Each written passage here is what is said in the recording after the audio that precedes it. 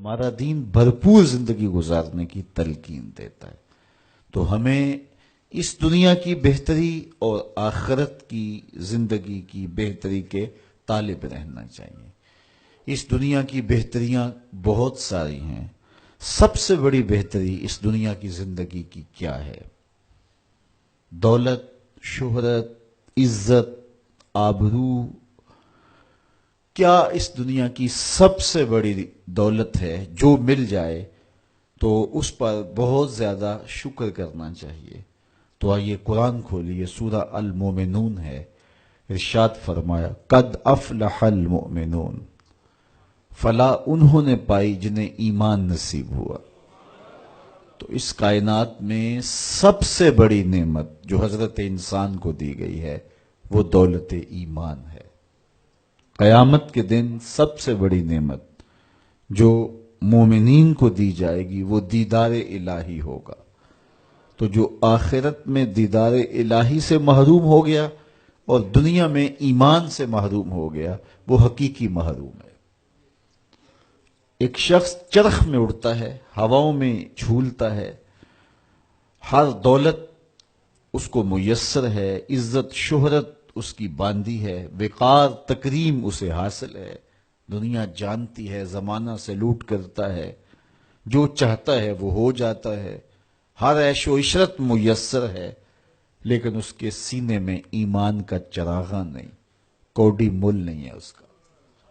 اور ایک شخص جھونپڑے میں رہتا ہے، کھانے کے لیے کبھی مل جاتا ہے کبھی نہیں بھی ملتا، دنیا اسے پہچانتی بھی نہیں ہے، وہ معروف شخص بھی نہیں ہے، لیکن اس کے سینے میں ایمان کا چراغ ہے، وہ خوش نصیب شخص ہے۔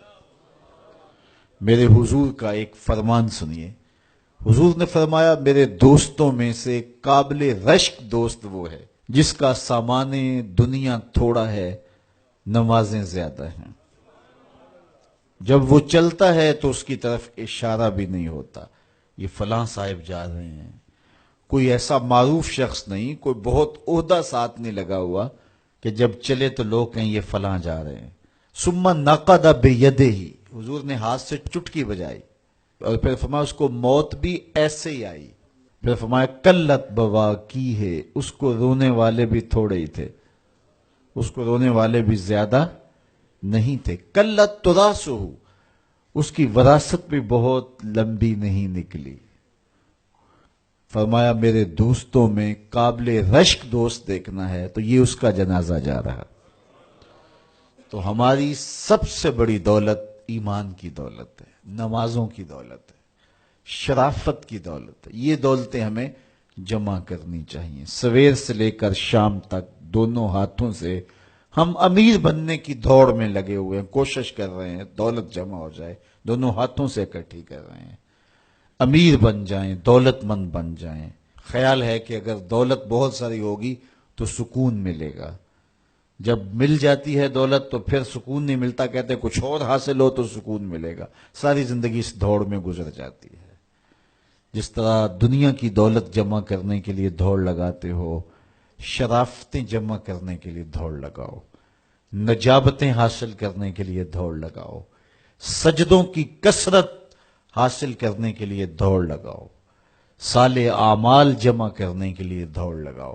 یہاں اپنے بچوں کے لیے کاروبار بھی کرو، رزق بھی کماؤ، دولت ضرورت کی ہونی چاہیے تمہارے پاس، لیکن فرض کرو اگر نہیں بھی ہے تو اتنی بھی ٹینشن لینے کی ضرورت نہیں ہے، جو میسر ہے اس پہ راضی رہو۔ دکھوں کو ختم یہی چیز کرتی ہے، بندہ رب پہ راضی ہونا سیکھ لے تو جہاں بندہ ہوگا وہیں خوش ہوگا، اور راضی ہونا نہیں سیکھے گا تو کھرب پتی بھی ہوگا، نفس کی کمینگی ختم نہیں ہوگی۔ تو پھر اس پہ راضی رہنے کا فن سیکھنا چاہیے۔ حضور کی سیرت پڑھیں، آپ کو یہ سب کچھ ملے گا۔ اللہ نے اپنے محبوب کو اختیار دیا، محبوب اگر چاہو تو یہ بطحہ مکہ سونے اور چاندی کا بنا دیں۔ تو حضور کیا کہتے ہیں؟ ایک دن کھانا دینا، ایک دن فاقہ دینا۔ جس دن کھانا ملے گا تیرا شکر کروں گا، جس دن فاقہ ملے گا سب